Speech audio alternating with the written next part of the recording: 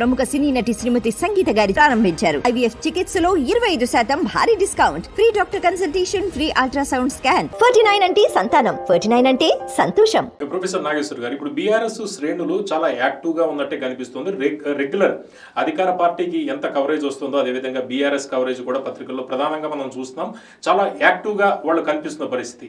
అయితే ఒక ప్రచారం జరుగుతున్నది, బీజేపీ బీఆర్ఎస్ కి మ్యాచ్ ఫిక్సింగ్ జరిగింది కవిత గారి విషయంలో అనేది గత కొంతకాలం క్రితం ప్రచారం జరిగింది. కేసీఆర్ గారు గవర్నర్ చేయబోతున్నారు బీజేపీ వాళ్ళు. బీజేపీ రాష్ట్ర అధ్యక్షుడిగా కేటీఆర్ ఉండే అవకాశం ఉంది. సీఎం క్యాండిడేట్ గా హరీష్ రావు. ఇటువంటివి కొత్తగా ఇప్పుడు కూడా తెర మీదకి వస్తున్నాయి. ఇటువంటివి ఎందుకు వస్తున్నాయి అంటే కూడా ఇంకా రేవంత్ రెడ్డి ఆరోపించాడు కనుక వచ్చాయి, అంతకు మించి వేరేది ఉంది.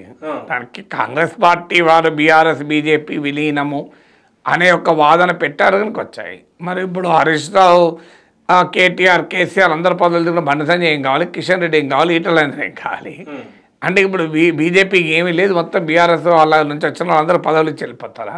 అయినా బీఆర్ఎస్ బీజేపీలో విలీనం అవుతుంది అనే ఆర్గ్యుమెంట్కి ఇప్పుడు ప్రాతిపదిక ఉందని అనుకోను. అది it's an extreme conclusion. So బీఆర్ఎస్కు బీజేపీకి మధ్య ఏదన్నా పొత్తుంటే ఉండవచ్చు, అది కూడా అసెంబ్లీ ఎన్నికల సమయానికి అప్పుడున్న రాజకీయ పరిస్థితులను బట్టి ఉంటుంది. సో తెలుగుదేశము బీజేపీ విడిపోయి మళ్ళీ కలిసినప్పుడు బీఆర్ఎస్ బీజేపీ కలవదు. బీఆర్ఎస్ అఫ్కోర్స్ బీజేపీతో ఇదివరకు లేదు కానీ కలవదని చెప్పలేము, ఎందుకంటే భారత రాజకీయాల్లో రాజకీయ పొత్తులు అనేది ఒక సర్వసహజ పరిణామం. అందువల్ల అప్పుడున్న రాజకీయ పరిస్థితులను బట్టి బీజేపీ పీడీపీ కలిసింది. సో బీజేపీ పీడీపీ కలిసినప్పుడు బీజేపీ బీఆర్ఎస్ కలవదు, బీజేపీ జేడీఎస్ కలిసింది, ఇలా చాలా పార్టీలతో బీజేపీ కలిసినప్పుడు బీఆర్ఎస్తో కలవదు అని ఎవరము కంక్లూజన్గా రాలేము. అందువల్ల నెక్స్ట్ అసెంబ్లీ ఎలక్షన్లు చాలా దూరంగా ఉన్నాయి కనుక ఏదైనా పొత్తులున్నా ఒడంబడికలున్నా ఎన్నికల సమయంలోనే తప్ప ఇప్పుడు బీఆర్ఎస్ బీజేపీ కలిసి యాక్టివిటీ చేస్తుందని అనుకోను. ఆ యాక్టివిటీ చేస్తే రాజకీయంగా ఈ రెండు పార్టీలకు నష్టం. ఇక విలీనం అనే అవకాశమే కనబడం లేదు. అది బీఆర్ఎస్ పూర్తిగా దెబ్బతిన్న తర్వాత కూడా పార్టీలు ఎందుకు విలీనమైతే ఇప్పుడు దేశంలో ఏ రాజకీయ పార్టీ బీజేపీలో విలీనమైంది? బీజేపీ అనే పార్టీలో నాయకులు వచ్చి చేరుతారు తప్ప ఇంకో పార్టీ విలీనాలు కాదు. బీజేపీకి ఓ సిద్ధాంతము, ఓ ప్రాతిపదిక, ఓ ఆలోచన ధార ఉన్న పార్టీ. నాకు చూపెట్టండి చరిత్రలో ఏ రాజకీయ పార్టీ బీజేపీలో విలీనమైంది? బీజేపీకి కాంగ్రెస్కి మధ్య ఉన్న తేడా కూడా అర్థం చేసుకోవాలి. కాంగ్రెస్ పార్టీలో ప్రజారాజ్యం విలీనమైంది తప్ప బీజేపీలో ఏ రాజకీయ పార్టీ విలీనం కాలి. బీజేపీలో బీజేపీ హిందుత్వ రాజకీయాలను విశ్వసించే పార్టీలు విలీనమవుతాయి తప్ప ఇతర పార్టీలు విలీనం కాదు. కమ్యూనిస్ట్ పార్టీలో వేరే వాడు పోయి విలీనం అవుతారా? సో అందువల్ల కాంగ్రెస్ పార్టీలో విలీనం వేరు, కాంగ్రెస్ పార్టీలో ఏ పార్టీ అయినా విలీనం కావచ్చు. కానీ బీజేపీలో ఒక వేరే పార్టీ విలీనం అనేది ఉండదు.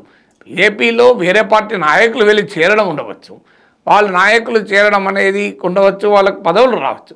అందువల్ల బీజేపీలో బీఆర్ఎస్ విలీనం అవుతుంది అనేది ఒక పొలిటికల్ విమర్శ అంతే తప్ప ఆ విమర్శలో నిజముందని అనుకోను. అలా ఏమైనా ఉంటే బీఆర్ఎస్ నాయకులు వెళ్ళి బీజేపీలో చేరితే చేర్చుకుంటారేమో. అందుకని బీఆర్ఎస్ పార్టీని తీసుకొచ్చి బీజేపీలో విలీనం చేస్తే బీజేపీలో పలానా వాళ్ళే నాయకులు అవుతారన్న గ్యారంటీ కూడా ఏముంటుంది? రేపు ఎవరు మోడీ తర్వాత ప్రధానమంత్రి ఎవరో కూడా బీజేపీలో చెప్పలేము. సో బీజేపీలో అధికారం వచ్చినాక ఎవరు ముఖ్యమంత్రి అవుతారో ఎవరు చెప్పగలుగుతారు? అదొక పార్టీ, అది ఏ వ్యక్తులు కాదు కదా. విలీనం కాదు, పొత్తే అంటారు మీరు.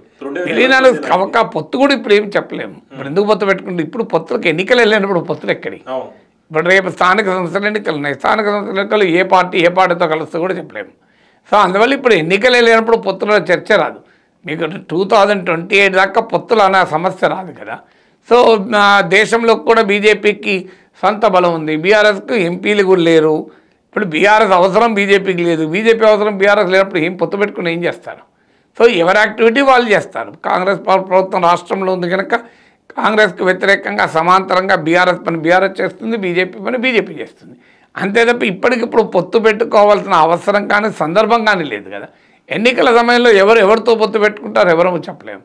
అప్పుడున్న రాజకీయ పరిస్థితులు ఎవరిని ఓడించడానికి ఎవరెవరు కలిస్తే ఉపయోగమో వాళ్ళు కలుస్తారు. దేశంలో అంతటా కలిశారు కదా.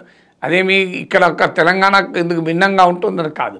అప్పుడు ప్రధాన ప్రత్యర్థులుగా ఎవరుంటారు, థర్డ్ ప్లేయర్గా ఎవరుంటారు, ఏ ప్లేయర్ ఎవరితో కొట్లాడతారు, ఇవన్నీ అప్పుడున్న రాజకీయ పరిస్థితులు నిర్దేశిస్తాయి. అందువల్ల 2020 దాకా పొత్తు లేదు, విలీనము లేదు. సో అది ఇవన్నీ ఊహాగానాలే తప్ప ఇప్పుడు విలీనం బీఆర్ఎస్ వెళ్ళి బీజేపీలో విలీనమయ్యటానికి బీజేపీ రాజకీయ పొందిక ప్రాతిపదిక వేరు, బీఆర్ఎస్ రాజకీయ పొందిక ప్రాతిపదిక వేరు కదా.